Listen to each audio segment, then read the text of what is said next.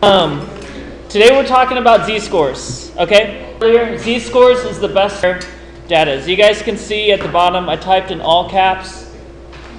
Z-scores is the best way to compare something. On your guys' test, on some of the homework, you're going to be given information.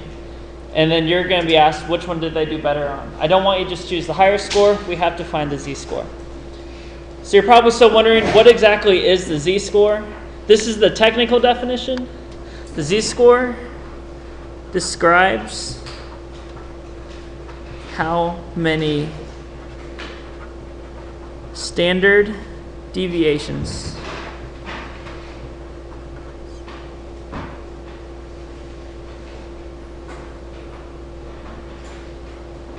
score is above or below the mean. Kind of a weird definition. Z-score technically describes how many standard deviations a score is above or below the mean. I'm going to draw a picture that will actually hopefully help describe some of this. Some of you guys were here 2 days ago. Some might not remember this. Remember when we drew the bell curve? So we're going to go ahead and draw our bell curve. And bell curve always starts out with the mean in the middle. And this part will be on the test, making a bell curve. You'll actually have this on your homework. Remember, the interval that we go up and down by is our standard deviations. So if I were to kind of mimic that, plus 1 standard deviation would be right here, minus 1 standard deviation right here. I think we decided that 68% of the data is in between those two. So I think you remember doing this. The mean goes in the middle, standard deviations. If we went up and down another standard deviation, that would cover 95% of the data. So this was from 12.4. Z-score is on this kind of number line. A z-score of 2 would be right here, where it's 2 standard deviations above. A z-score of 1 would be right here. A z-score of -2 would be right here. -3 would be here. So whatever we calculate as our z-score, it tells us where that item is on the bell curve. So the formula for a z-score is actually not too complicated. It's just going to be x minus x bar over sigma. In other words, the score we're looking at minus the average divided by the standard deviation. So just to clarify, x is going to be your score. X bar is going to be the mean or the average. And then sigma is the standard deviation.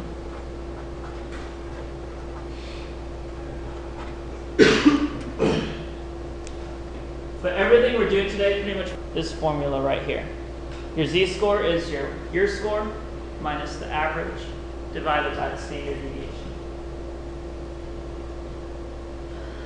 If you calculate your z-score when you use that formula, if it's positive, then it's going to be above the mean. If it's negative, it's below the mean. So what I want you guys to take away from this is when you're finding z-scores today, you're going to have decimals and you're going to have positive. Score that is above the mean is out of the bell curve. Any negative zeros in the middle. You have a positive and a low or a negative, right? Yes. All right. So yeah. So if I get like a z-score of +1, that's going to be at least, I know for sure, on this half of the bell curve. A z-score of any negative numbers on the left side. Tells you if it's above or below average. All right. So let's go ahead and look at an example. This is what it'll be like. We have a newborn infant is 7 pounds, 0.8. The weight needed. What is the z-score of a 9 pound? So our formula is z equals x minus x. We have to find out our x is, our x bar is, and our sigma is. So what is the score we're looking at? What is their score? 7 pounds? Actually, 7 pounds. That's actually going to be our mean. That's going to be this one right here.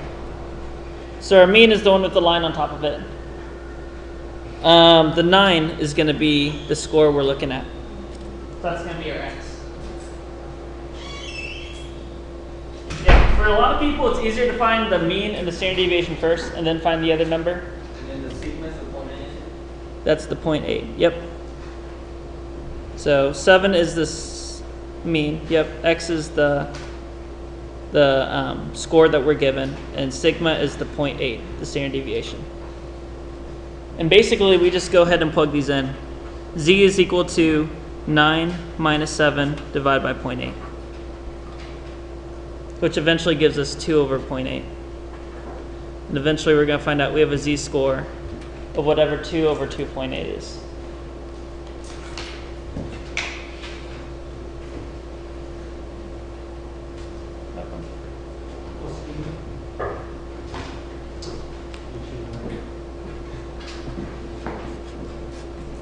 Z equals 2.5.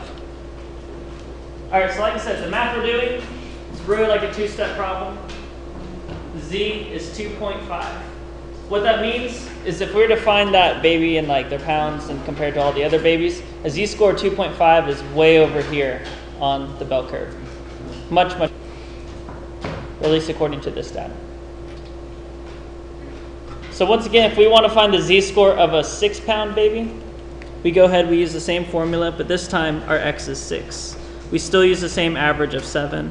Standard deviation is still 0.8. And we go ahead and we plug it into the same formula.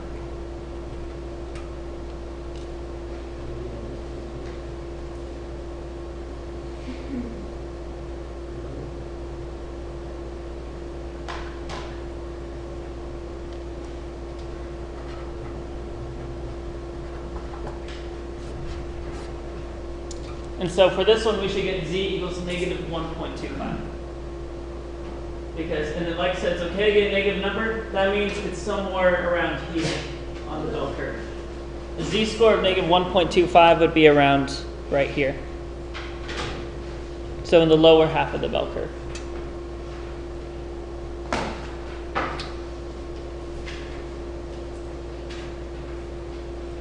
So I'll leave this up for about 15 more seconds.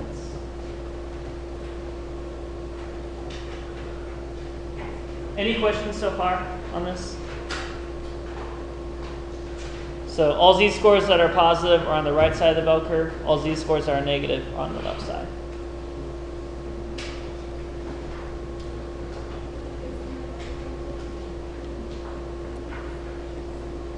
Okay, so looking at the back. Number 2's example is kind of like what we talked about earlier. Michael got 80% on his math test and then 90% on his reading test. In comparison to others, Michael's Z-score for his math test was 1.5, reading test was 1.3.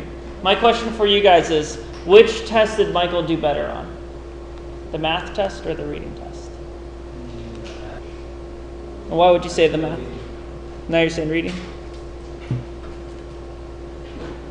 All right, so it's tempting to say reading because he had that 90%, but he had the higher Z-score on his math test.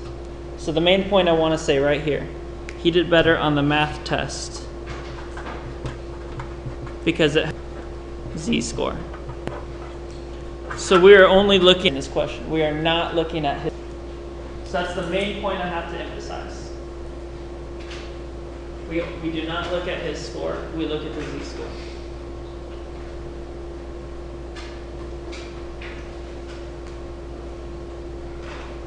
So on the test, you'll have a problem like number 3. Number 3, we have Jan. She took an arithmetic test and a vocab test. We want to know which test she did better on. And whenever you're comparing tests, it would be better to just go ahead and split it into 2 different problems and find the Z-score separately.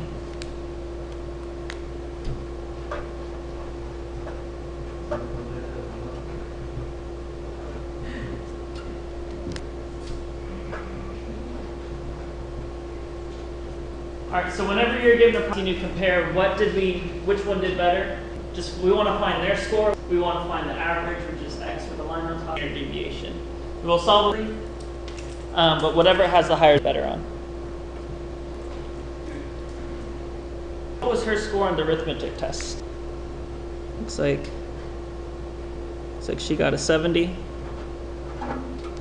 Well, she got a 66 on the vocab test. So her scores are X. The average of the arithmetic test was 60, with a standard deviation of 20, average of 60 as well, and of 2.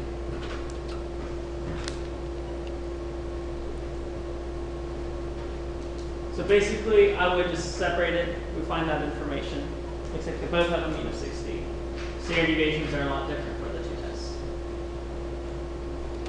And then basically, with both of them, we plug them back into this formula. So we're going to have 70 minus 60 over 20 for this side, and 66 minus 60 over 2 for this side.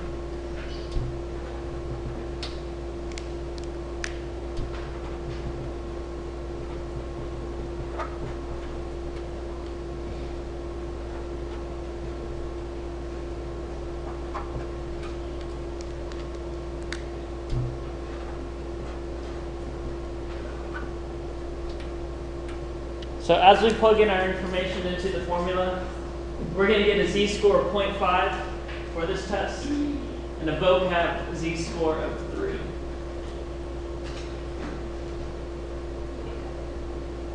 So in conclusion, which test did better? Yeah, vocab did a lot better. Even though it looks like the score was less, this actually, because of the standard deviation and all of that, vocab did much better.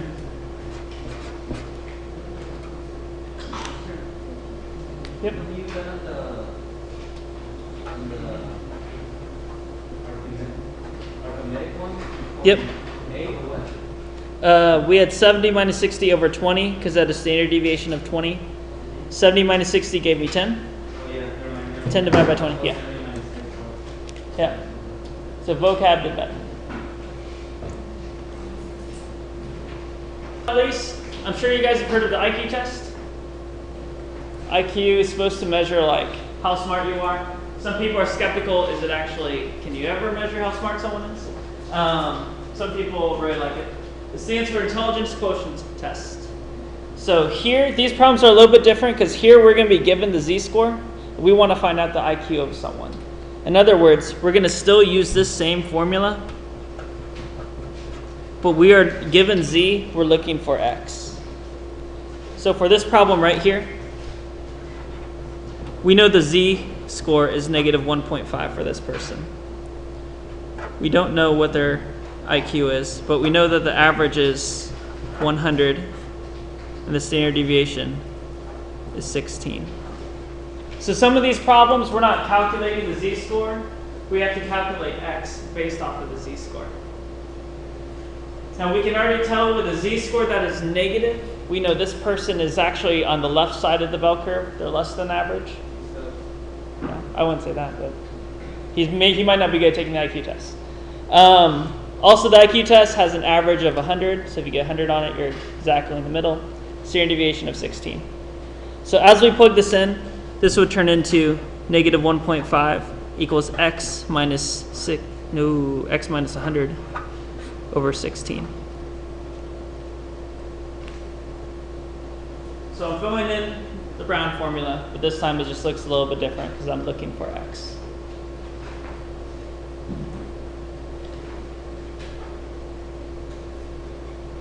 So if you guys were to solve this, what would be the first thing you would do? X by itself. Okay, we want to get x by itself. So, 16.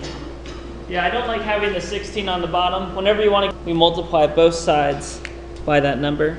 So if I multiply 16 on both sides, these will cancel out. 16 times negative 1.5, you got negative 20. 16 times should be negative 24. That equals 100. Yeah, and as we add 100 to both sides to get x by.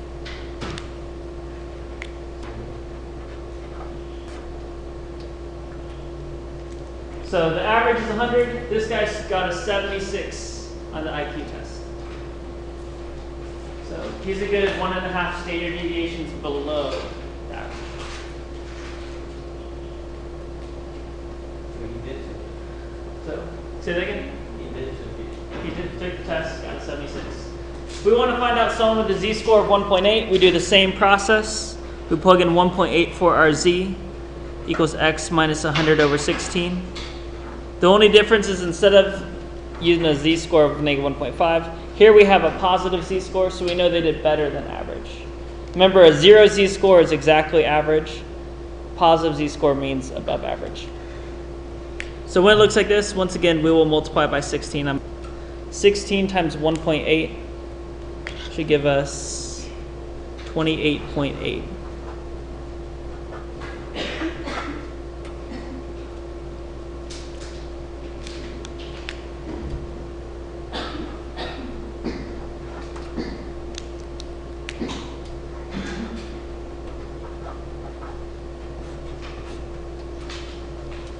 So this person got an IQ score of 128.8.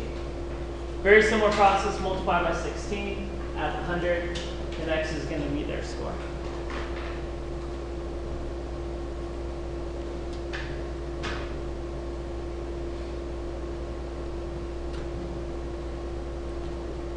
Okay, so I have a question to ask. I feel really ignorant because my Spanish is not very good. When we talked about the Mensa group, a lot of people laughed last year. What does Mensa mean in Spanish, if I can ask? Dumb? Okay, because that's interesting. It's an actual group of people. You can Google it. Well, I don't know what will come up. There is such thing as the Mensa group. Wife's dad, he's a doctor. He tried to get into this group right here. I don't know the IQ, but your Z-score on the IQ test has to be 5. So pretty much the elite, really, really smart people. Science guy? Yeah. Have you heard of Mars? Yeah. When the group people went and came smart people. I don't know. I saw it on the internet a couple days ago. Yeah. Anyways, say that again? But you have to test, very, very test to be in the Mensa group. So it's like people. Probably, I could see that. Yeah. So in this problem, we're given our z-score of 2.05. Oh, and I love Big Bang Theory, by the way. I own all the seasons. We want to find out what x is. We still have a mean of 100, and we still have 16. So we still solve this just like we have. 2.05 is our z-score. Average is 100, deviation of 16. So it's the same process.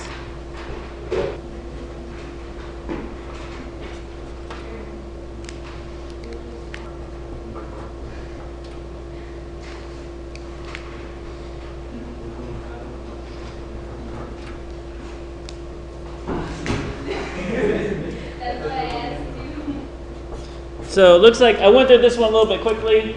If you get an IQ of 132.8, you're in the Mensa group. So, say that again? Yeah, you just have to score really high in the IQ test.